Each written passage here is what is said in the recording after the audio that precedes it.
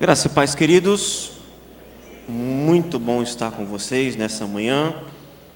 Os livros de fato estão ali. O livro sobre Jonas, vilões de nossa própria história, já acabou. O livro sobre o discipulado frutifique está quase acabando. E os outros dois títulos, A Arte de Recomeçar e 4 Semanas para um Coração Transformado, ainda tem um pouquinho lá. Quando você compra, você me abençoa, e quando você lê, você é abençoado. Então não adianta só você comprar. Eu quero desafiar você a ler esse livro.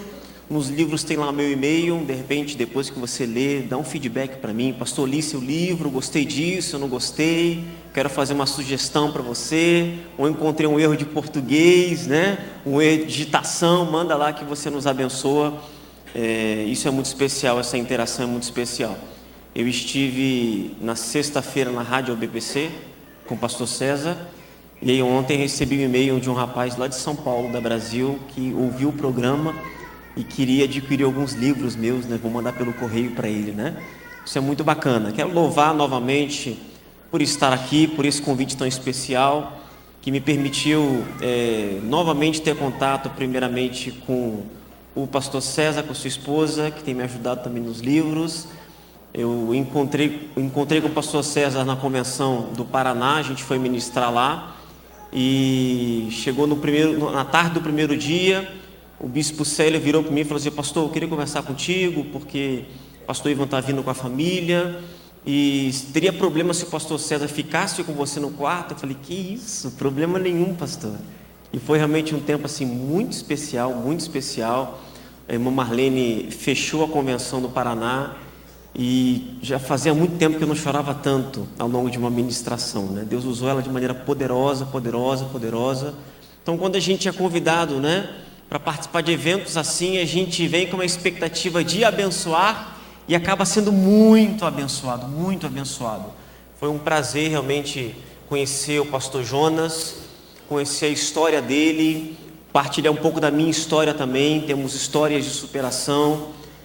Foi muito bom ser ministrado pelo pastor Daniel também ontem à noite, e conhecer o pastor Daniel Sávio também foi muito especial, Então, estar um pouco mais próximo do pastor Roberto, do pastor João Manuel, isso foi muito, muito, muito especial. Eu louvo a Deus. Estou voltando para o Rio, muito orgulhoso dessa convenção, muito orgulhoso da Jubrac do Rio Grande do Sul, feliz por aquilo que Deus tem feito na vida de vocês. Amém, queridos?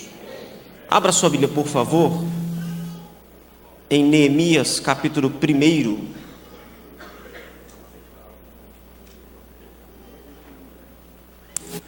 Neemias, capítulo 1, do versículo 1 ao versículo 3.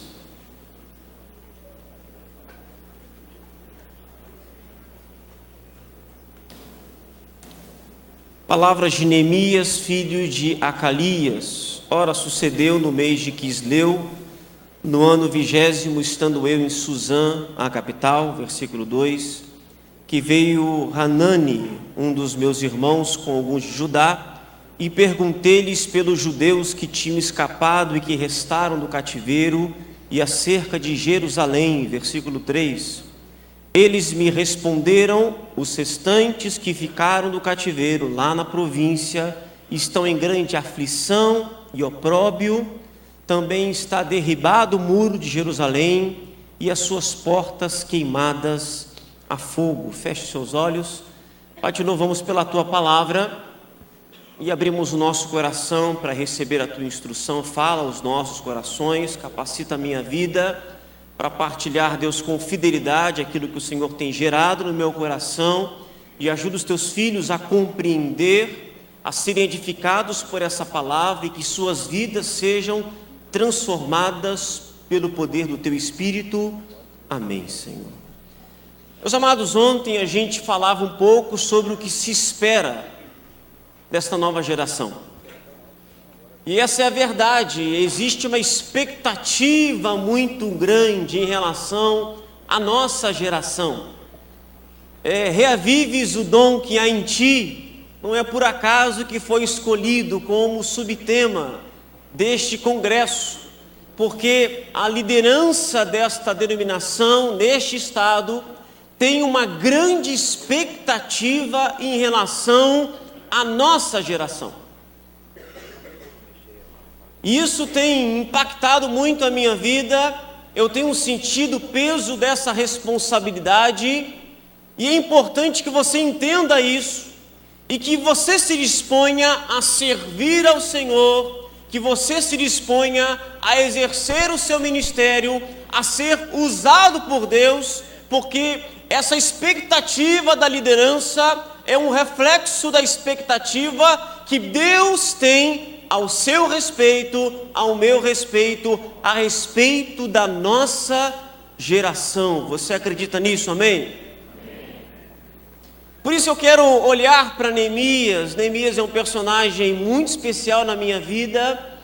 Existem personagens bíblicos que nos marcam de alguma forma, e depois eu vou explicar por que Neemias é tão marcante na minha vida, porque a história de Neemias tem tanto impacto ao longo da minha própria história.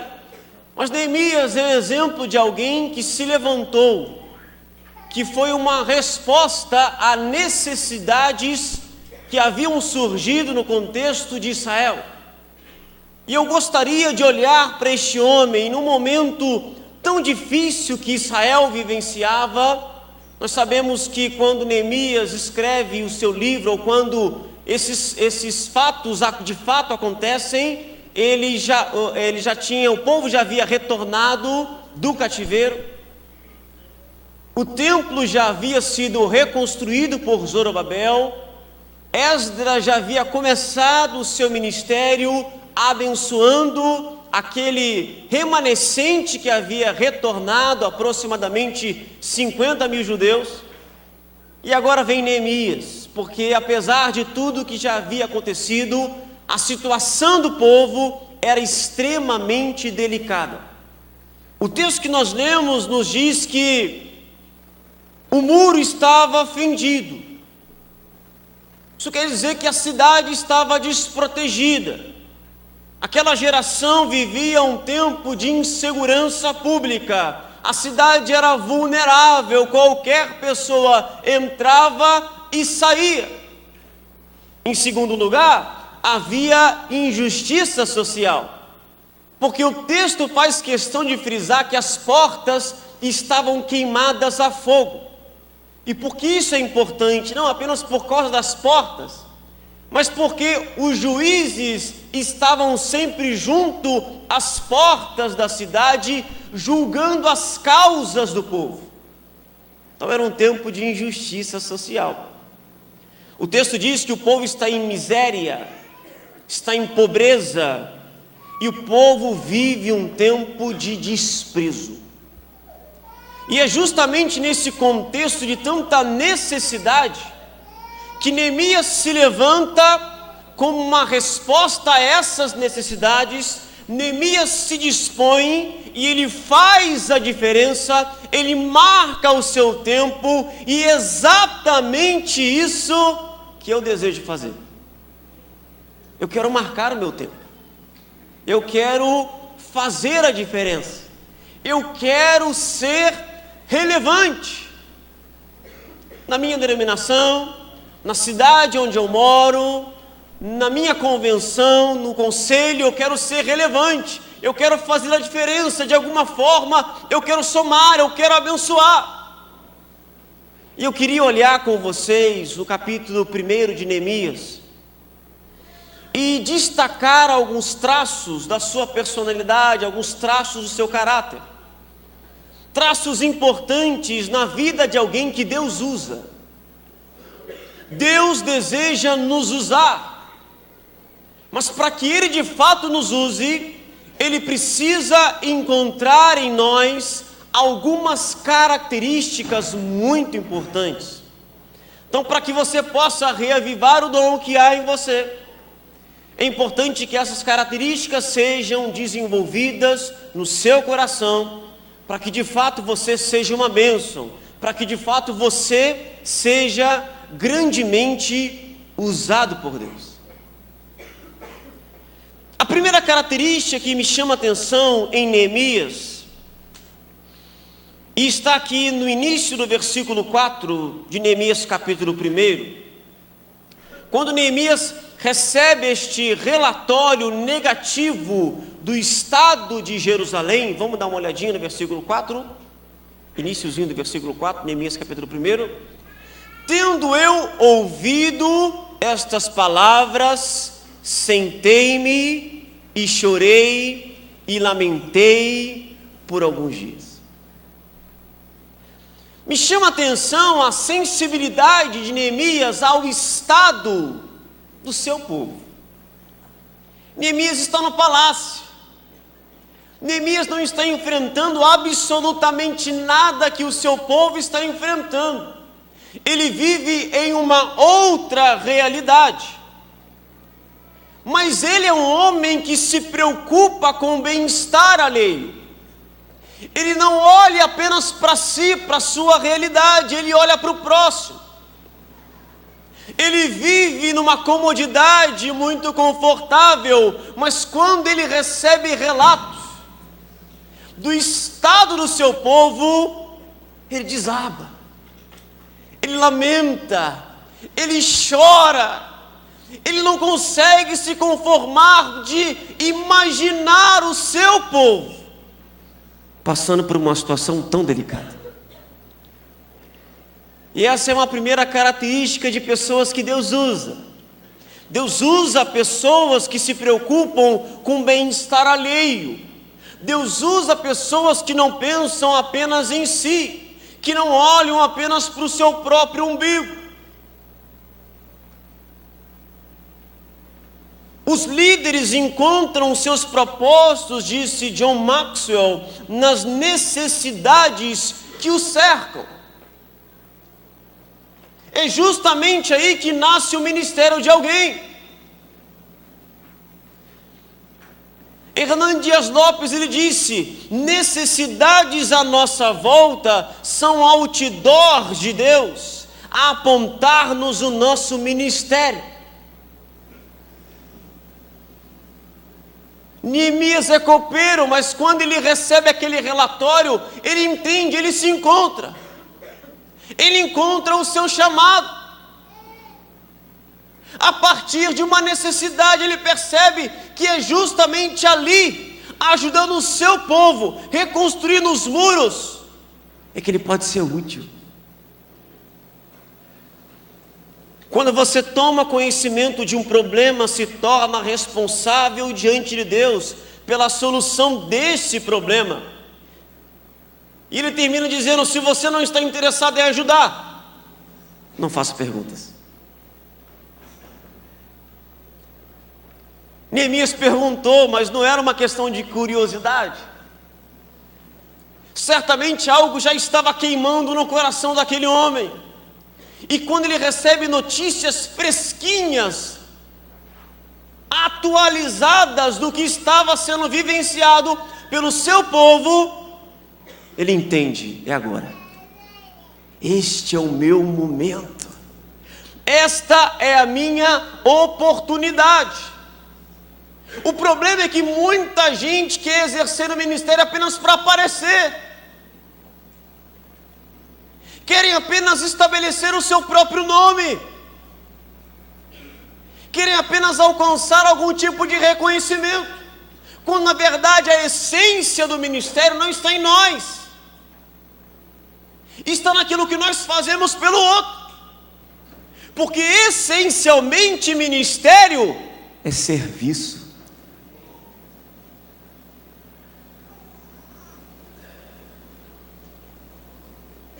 Mas ontem o pastor Daniel falava sobre isso. Nós somos uma geração que está obcecada por ser feliz. Nós temos visto pessoas que fazem absolutamente tudo pela sua felicidade. E ser feliz em nosso contexto, em nossa realidade, em nosso tempo, é algo completamente diferente do que a Bíblia diz. Eu recentemente fiz um estudo com a minha igreja, em que eu fiz um contraste entre ser feliz, claro, esse ser feliz do nosso contexto, da nossa realidade, do nosso tempo, e viver alegre. Uma experiência muito especial. E lógico, eu fui para a carta de Paulo aos Filipenses, em que a temática é alegria, é o regozijai-vos. E eu desafio você, eu não posso ministrar isso agora, né? Não foi isso que Deus me autorizou, mas desafio você a ler a epístola de Paulo aos Filipenses, são só 4 capítulos. E preste atenção toda vez que Paulo diz que está alegre. Sabe o que eu percebi? Nenhuma das vezes em que Paulo diz que está alegre tem a ver com alguma coisa que aconteceu com ele. Tem sempre a ver com alguma coisa que aconteceu com outras pessoas. É o crescimento da igreja de Filipos, é o avanço do evangelho, até mesmo a possibilidade de ele ser derramado como uma oferta de libação. A oferta de libação era uma oferta líquida, podia ser azeite, podia ser vinho, que era derramado no Antigo Testamento sobre o sacrifício, sobre o holocausto.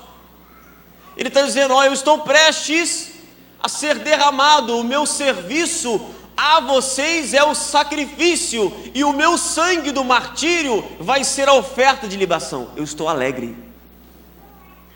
Nenhuma das vezes que Paulo diz que está alegre tem a ver com alguma coisa em relação a si, tem a ver com relação ao outro. Por quê? Porque a felicidade atual, ela é autocentrada. Eu quero ser feliz, não interessa mais ninguém. Eu estou em busca da minha felicidade.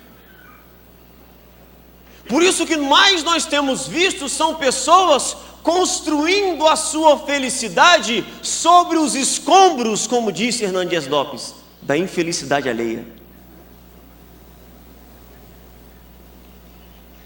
Isso não tem nada a ver com o ministério. Neemias está na sua comodidade, ele está muito bem, ele tem todas as suas necessidades supridas, mas ele se dispõe a abrir mão da sua comodidade para tornar a vida de outros melhor. Esta é a essência do ministério.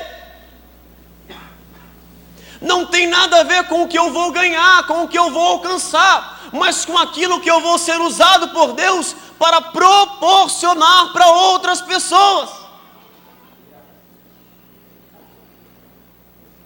Por isso, missões é tão especial. Porque o missionário é aquela figura que vive a essência do ministério. Ele abre mão de estar com a sua família, no seu país, falando a sua própria língua, para viver em outro lugar, em outro contexto, em outra cultura, enfrentar uma série de dificuldades apenas para, através da proclamação do Evangelho, tornar a vida de outros melhor. Isso é muito especial. Eu tenho tios que são missionários na Turquia, eu acho que já há 20 anos aproximadamente. E eles há 2 anos atrás tiraram um ano sabático, e ele voltou para o seminário onde ele havia se formado e ficou lá ministrando e tendo esse tempo de divulgação do ministério, de descanso. E aí eles chegaram em janeiro, fevereiro, eu encontrei com eles em agosto. E eles estavam loucos para ir embora. E eu olhei para eles e fiquei pensando: meu Deus, como é que pode?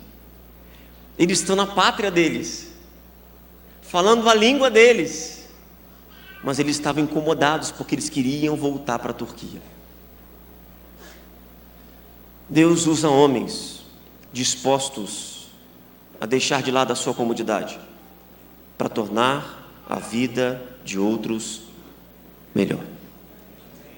Se você não está disposto a isso, não se envolva com o ministério, não se meta com isso.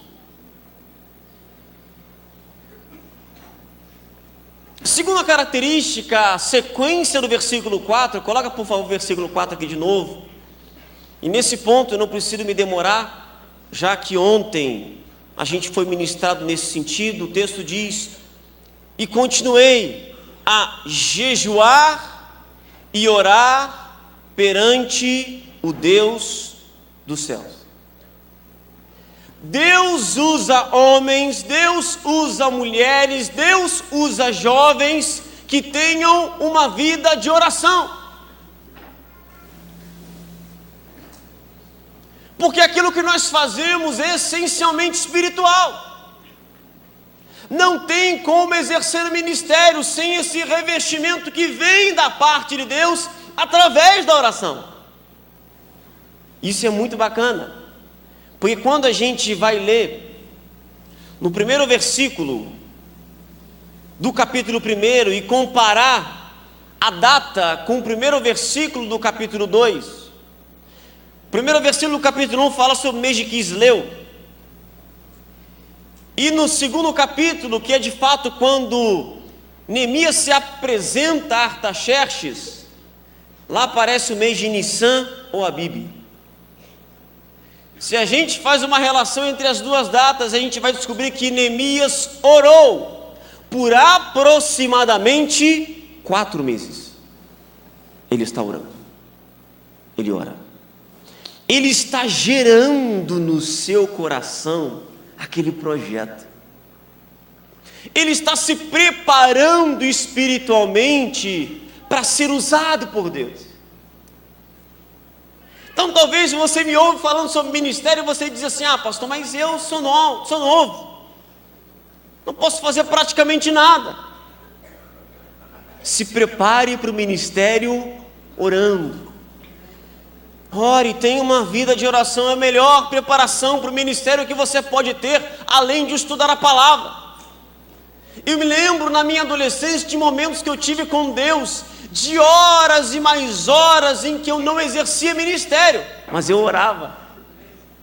E quantos sonhos foram sendo gerados do meu coração por Deus, quantas coisas eu fui idealizando. Eu sou filho de pastor, a gente morava na casa pastoral, bem ao lado da igreja. E eu me lembro quando eu saía, de repente à tarde, ninguém sabia onde eu estava, eu ia para a igreja para orar. E orava, e orava, e orava. Como aqueles momentos de oração foram importantes na minha vida. Seu tempo de oração é o seu tempo de preparação ministerial. Tenha uma vida de oração. Benjamim de Israel disse que o segredo do sucesso é o homem estar pronto quando chegar o seu momento. Por isso o capítulo 2 é tão especial. Por isso que o diálogo que Neemias trava com Artaxerxes, ele é tão bem sucedido, porque tudo havia sido gerado primeiro em oração. Cada pergunta que o imperador faz, Neemias já tem uma resposta. Cada questão que é colocada com propriedade, porque tudo havia sido gerado em oração. Por isso que alguém disse que antes de Deus fazer alguma coisa, Ele precisa amolecer o nosso coração, e Ele quebranta, Ele amolece o nosso coração através de uma vida de oração e jejum. Então eu queria que você olhasse para quem está perto de você e dissesse assim: a gente precisa orar e jejuar mais.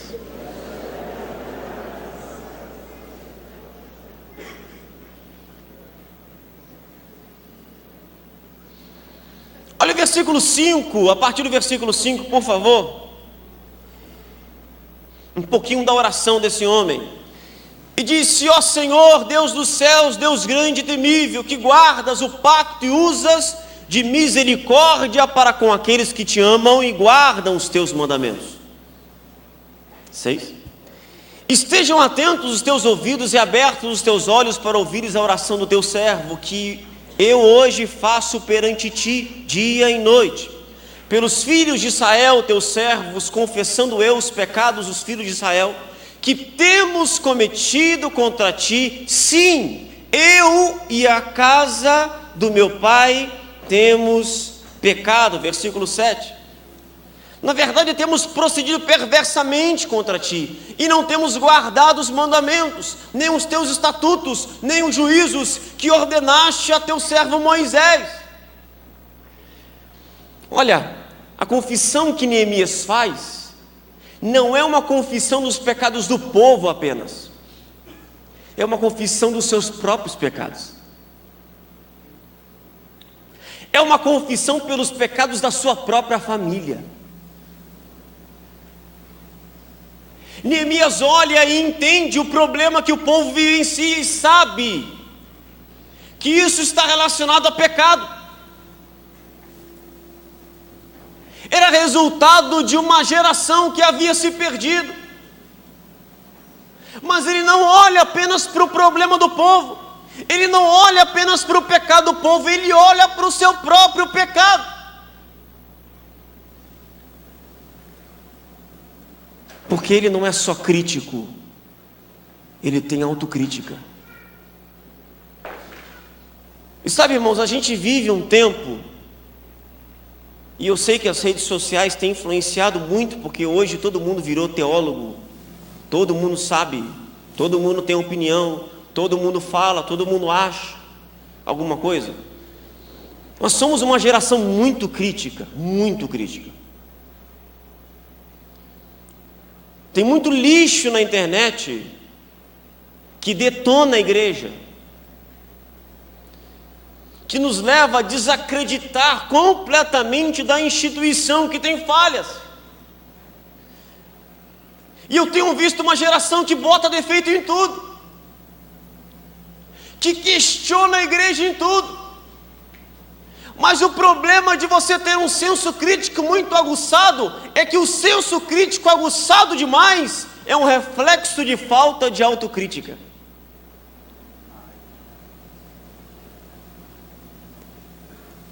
Por isso que Jesus disse que antes de você tentar tirar o cisco do olho do teu irmão, tira a trave do seu primeiro.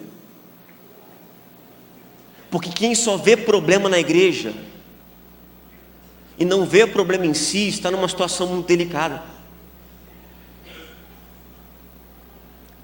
As pessoas estão olhando, tem muito pensador, tem pensador demais na igreja.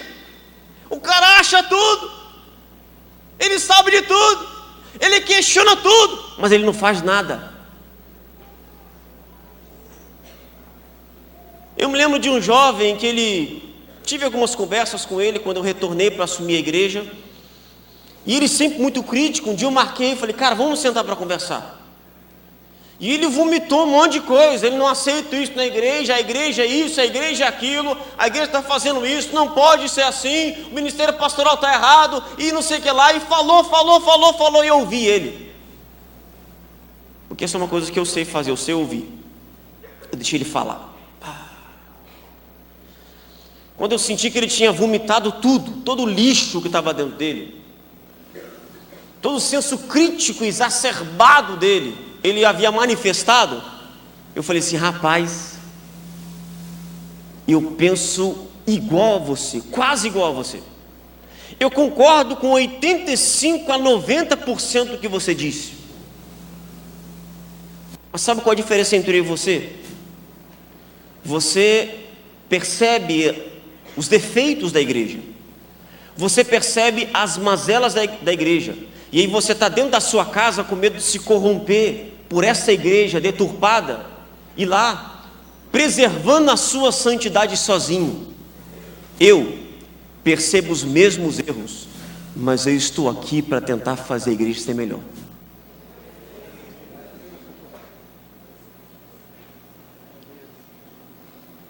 Identificar problema na igreja é mole. Eu quero ver se levantar para fazer a diferença.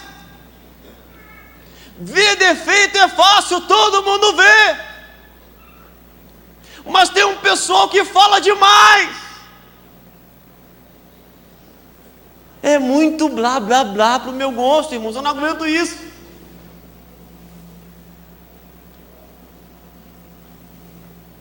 Eu gosto, quando a gente olha para os evangelhos sinópticos, a gente sabe que cada um foi escrito por um autor diferente, para um público diferente. Para boa parte das pessoas, Mateus foi escrito para judeus, e por ser escrito para judeus, você tem muitas citações no Antigo Testamento, porque o propósito de Mateus é mostrar para os judeus que Jesus é o rei, Messias prometido. Marcos não. Marcos, ao que tudo indica, escreve para os romanos, que não sabiam absolutamente nada de Antigo Testamento, por isso ele praticamente não faz citações ao Antigo Testamento. E ele está apresentando Jesus, e a sua ênfase, Jesus como servo e não como rei. E você então contrasta o evangelho de Marcos com o evangelho de Mateus, porque o evangelho de Mateus tem muitos discursos longos de Jesus, porque ele está sendo apresentado como rei, e um rei fala. Mas no evangelho de Marcos, Jesus está sempre trabalhando.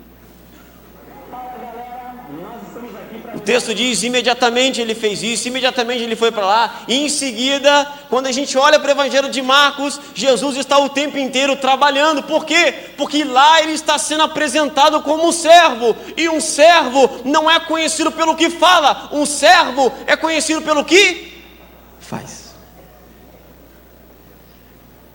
Então olhe para quem está do seu lado, dê um sorriso para essa pessoa, apenas para amenizar o que você vai falar para ela, e diga para ela assim: a igreja precisa de menos pensadores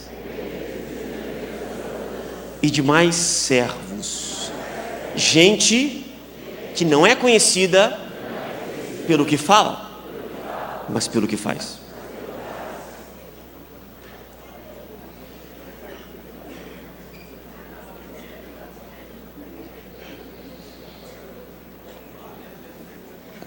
Uma outra característica muito marcante em Neemias, versículo 8 e versículo 9, a gente vai encontrar essa característica na oração dele. Ele continua orando dizendo: lembra-te, pois, da palavra que ordenaste a teu servo Moisés, dizendo: se vós transgredirdes, eu vos espalharei por entre os povos. Versículo 9: mas se vos converterdes a mim e guardardes os meus mandamentos e os cumprirdes, ainda que os vossos rejeitados estejam na extremidade do céu, de lá os ajuntarei e os trarei para o lugar que tenho escolhido para ali fazer habitar o meu nome. É interessante olhar para Neemias dizendo para Deus: lembra-te, como se Deus tivesse problema de amnésia.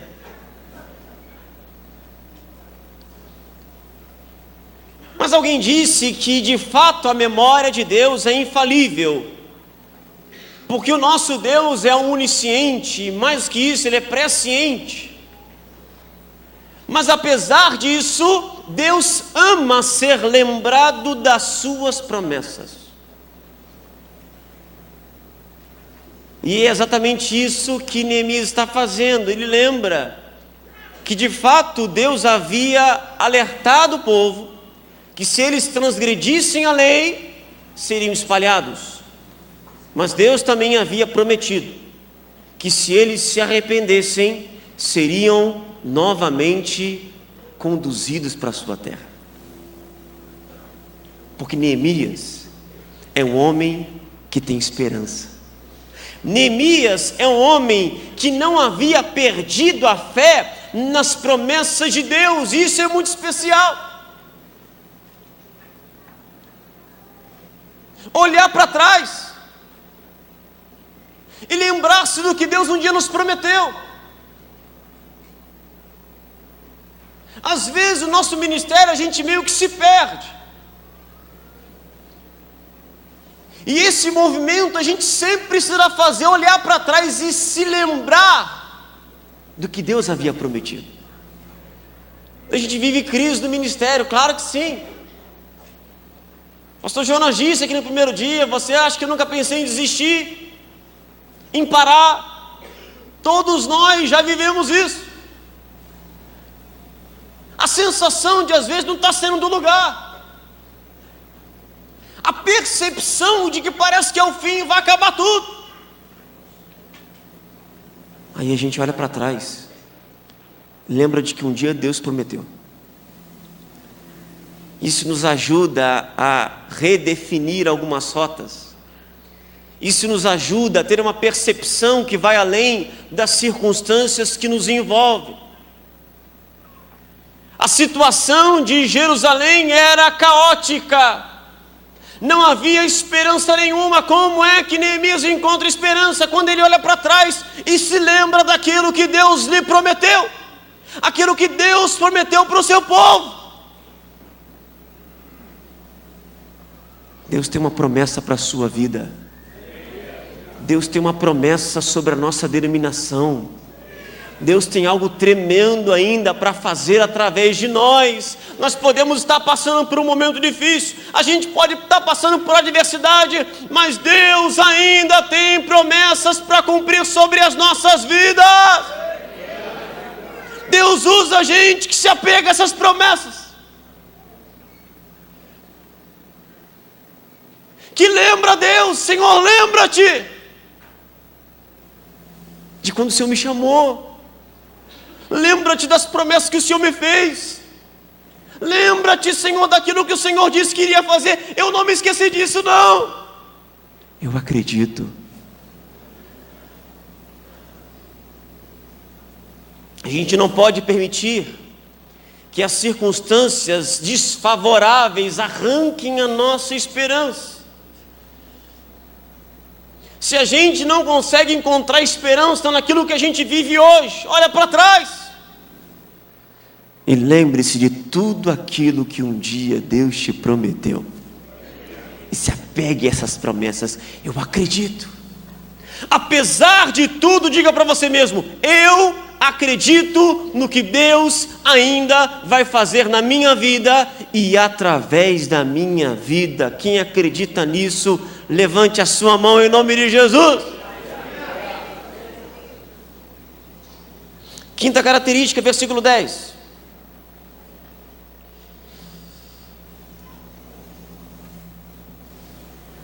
Eles são os teus servos e o teu povo, que resgataste com o teu grande poder e com a tua mão poderosa.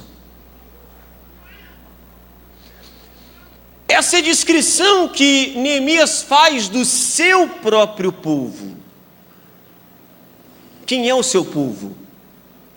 Quem ele é? A gente vê que Neemias tem um senso de identidade como povo de Deus muito marcante.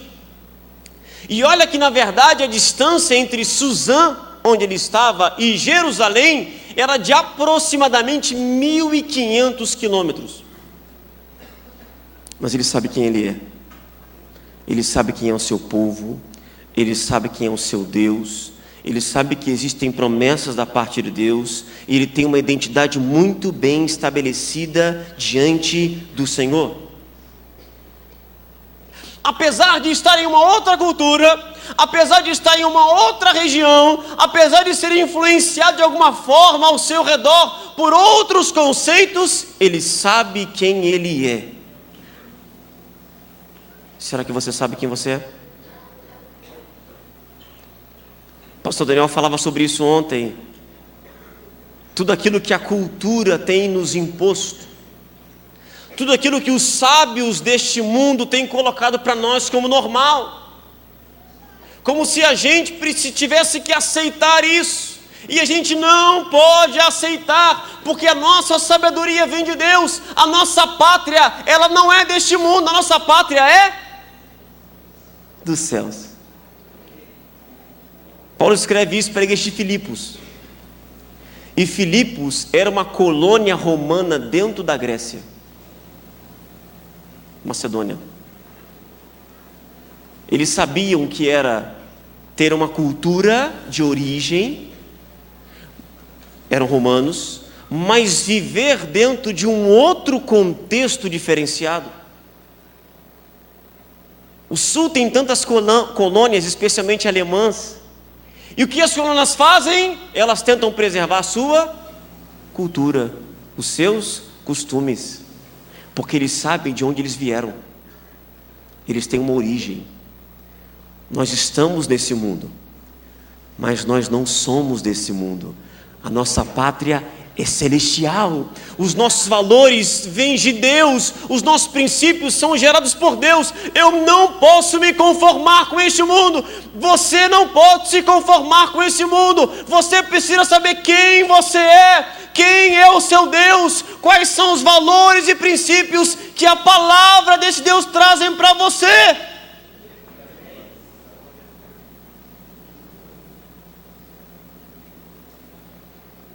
Eu não posso aceitar o que a Bíblia não aceita.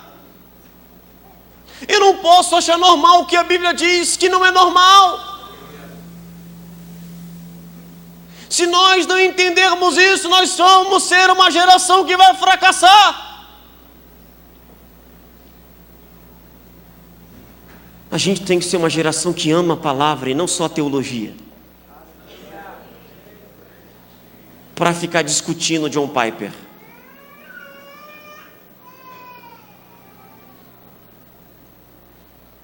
Gente que sabe muito teologia, mas não tem vida com Deus. Não tem testemunho nenhum.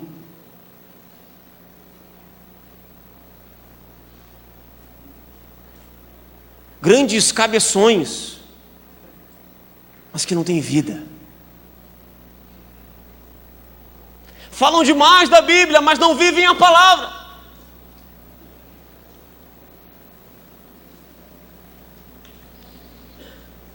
Olha para quem está perto de você e pergunta assim: você sabe quem você é?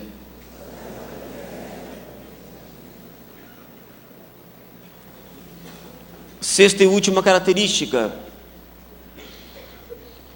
Fala comigo assim: Deus usa gente disposta a fazer uso de seus recursos pelo benefício da obra de Deus. Olha o versículo 11, por favor. Ó Senhor, que estejam atentos os teus ouvidos à oração do teu servo e à oração dos teus servos que se deleitam em temer o teu nome. E faze prosperar hoje o teu servo e dá-lhe graça perante este homem.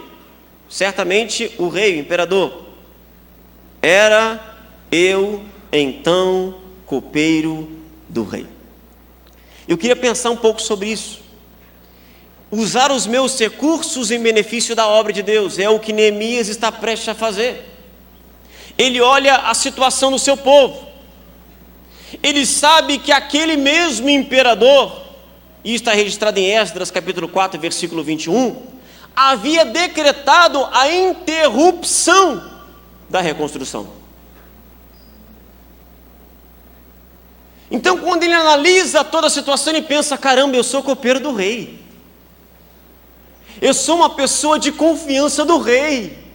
Ninguém melhor do que eu para interceder pelo meu povo. Aí o que ele faz? Ele se apresenta ao rei com um semblante triste. Perigoso isso. Ele correu riscos. E quando o rei percebe a tristeza dele, e percebe que é uma tristeza de coração, que ele está abatido por alguma razão, e começa a dialogar com ele, Neemias corre todos os riscos e apresenta a situação do seu povo. Ele entende que ele não nasceu apenas para servir comida. Ele entende que o fato de ser o copeiro havia um propósito maior de Deus, para que através daquilo ele intercedesse pelo povo. Ele percebe que ele tem algo para oferecer para o propósito de Deus. Essa é a mesma percepção que Mordecai tenta dar, ou Mardoqueu tenta dar para Esther, dizendo para ela: ó, quem sabe se não foi para este momento que você se tornou rainha, tem um propósito maior. Já pensou nisso? Que existe um propósito maior que levou você a fazer essa faculdade, que levou Deus a dotar você de alguns dons e talentos, que vai além apenas de utilizá-los num contexto secular. Mas esse é um problema de gente que não está disposto a investir seus dons e talentos na obra de Deus.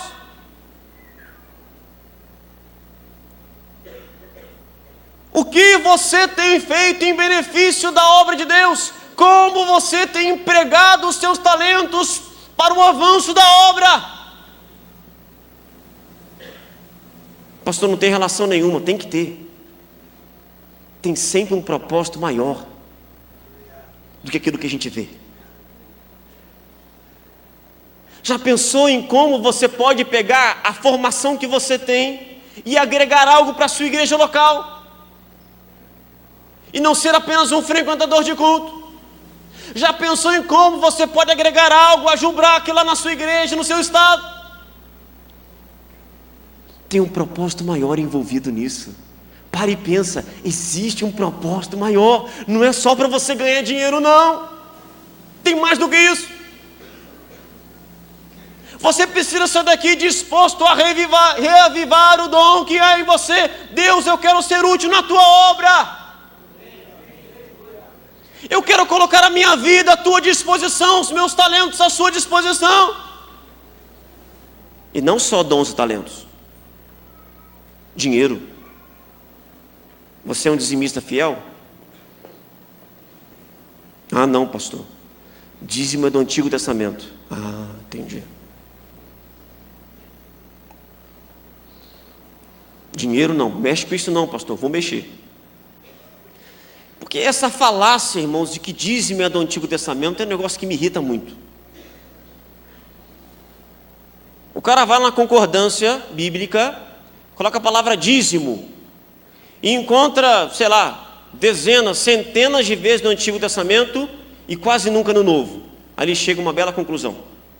Dízimo é do Antigo, não é do Novo, então no Novo eu só oferto. Aí ele tem a cara de pau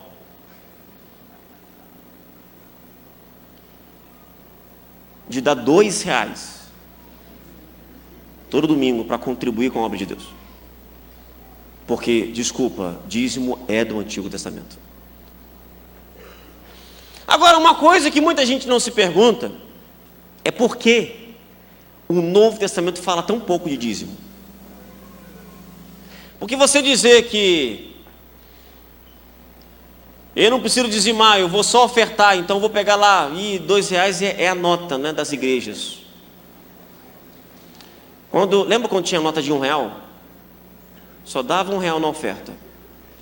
Quando tiraram a nota de R$1, a receita de todas as igrejas do Brasil aumentou. Eu estou orando para tirar a nota de R$2. Porque agora a gente vai sempre...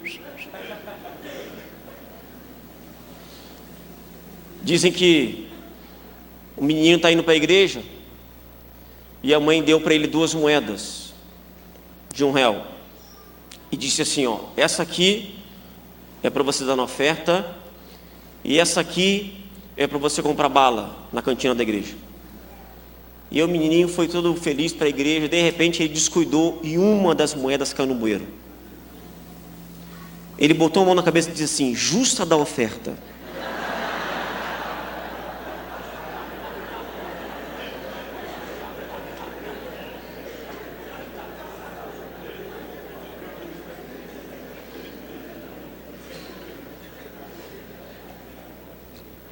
Irmãos, por que o Novo Testamento não fala de dízimo? Porque a ênfase do Novo Testamento não é nos 10%, é no tudo. Quando Jesus está junto do gasofilácio, ele elogia a viúva que deu tudo. Quando a gente olha para a igreja de Jerusalém, as pessoas não dizimavam. E por que elas não dizimavam? Porque elas davam tudo. Barnabé vendeu uma herdade e depositou o recurso aos pés dos apóstolos. Quando Paulo fala em 2 Coríntios das igrejas da Macedônia, ele diz que eram igrejas que na sua extrema pobreza deram mais do que podiam, deram além do que podiam. A ênfase do Novo Testamento é uma entrega irrestrita que não tem limites.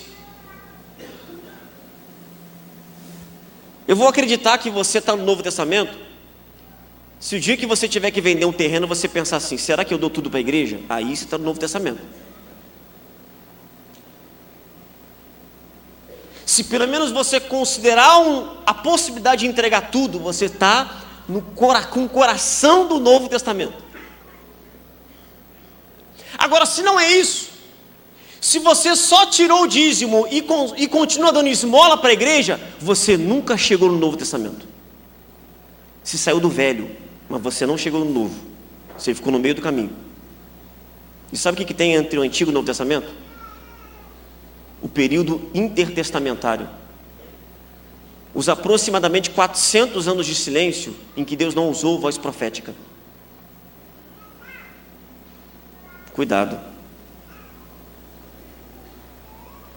Você acha que saiu do Antigo, mas possivelmente você não chegou no Novo.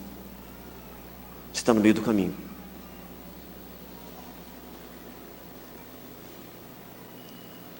Onde estiver o seu tesouro, aí estará o seu. Pastor, Deus só quer o meu coração. É verdade. É porque se Ele tiver o seu coração, certamente todos os seus recursos financeiros estarão à disposição dEle.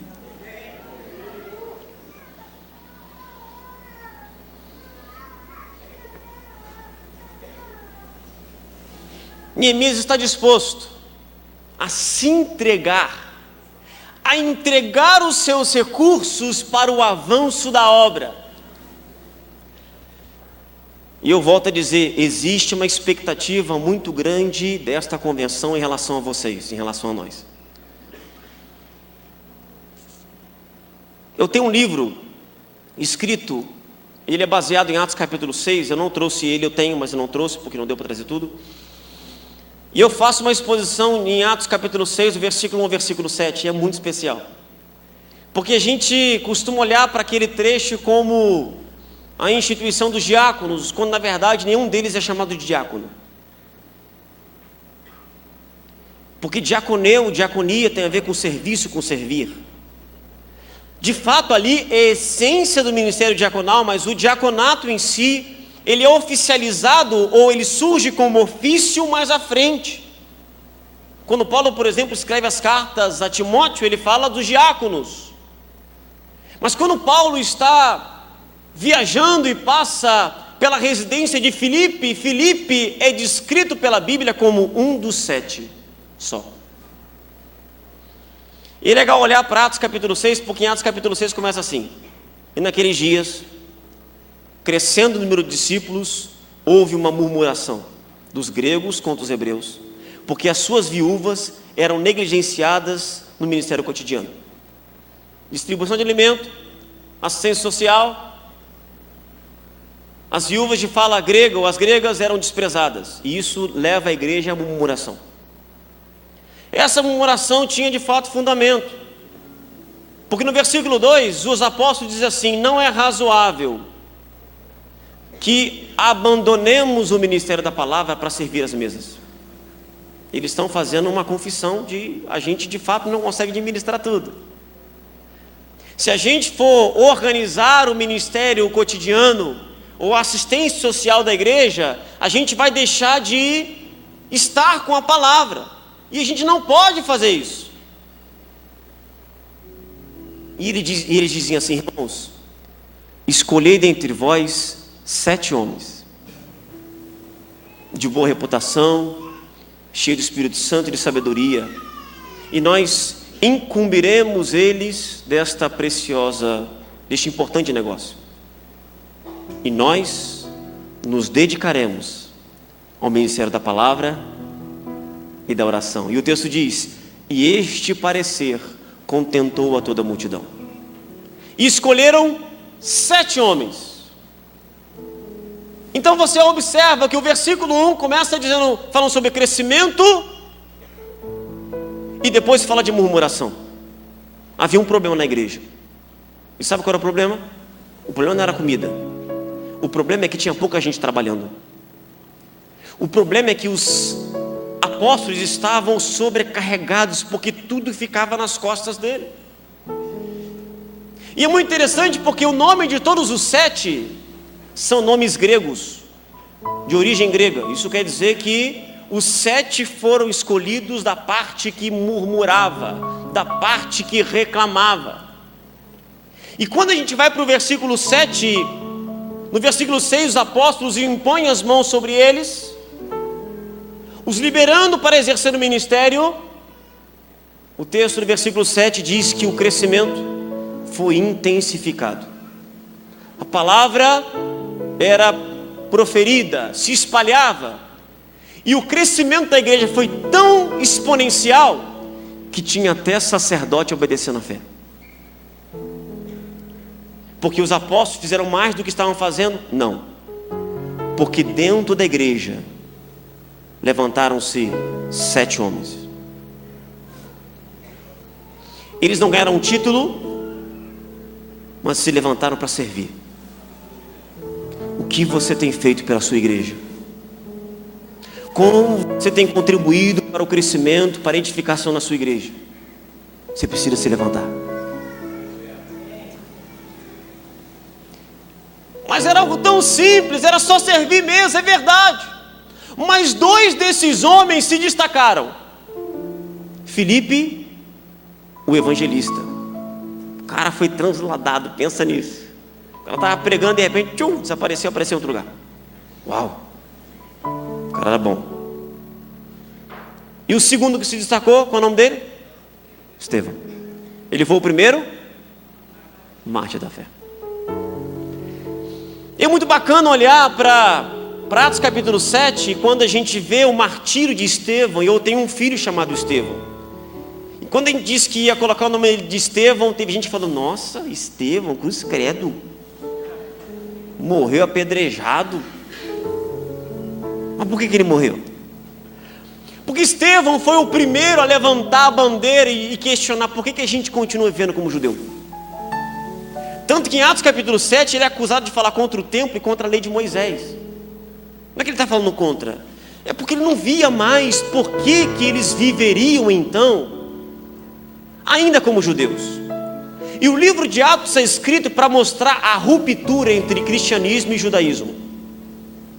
Como é que uma seita judaica, o caminho, se transformou em algo completamente separado. E o primeiro ponto de ruptura entre judaísmo e cristianismo, judaísmo que foi o berço do cristianismo e quase sua sepultura, foi Estevão. Estevão, um homem que não tinha títulos, mas que se levantou para servir. Eu acho legal em Atos capítulo 7, porque quando Estevão está ali sendo apedrejado, ele tem uma visão. E ele vê os céus abertos. E o Filho do Homem, o quê? De pé à destra de Deus. Isso para mim é muito especial. Porque ao longo do Novo Testamento a gente sempre vai ler que Jesus está assentado.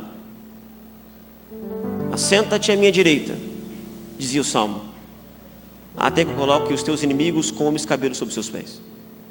Jesus sempre está assentado e nunca de pé. Mas quando Estevão olha para o céu, eu fico imaginando Jesus olhando para o Pai, dizendo assim: Pai, eu sei que o Senhor mandou eu sentar, mas eu não tenho como receber esse cara sentado. Eu tenho que me colocar de pé.